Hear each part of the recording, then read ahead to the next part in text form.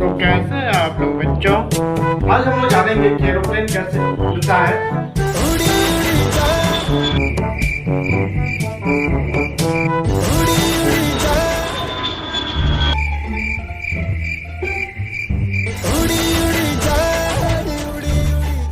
मौका कहीं का।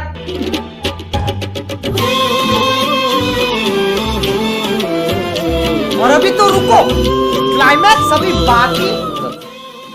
बॉयलर थ्योरम की वजह से ही प्लेन उड़ता है। नीचे हाई प्रेशर और लो प्रेशर ऊपर लगता है और ये प्लेन शिफ्ट कर जाती है ऊपर को। माफ कीजिए सर, और गलती नहीं होगी। ठीक है सर। आमी मानुस 2 दिन में पलट गया।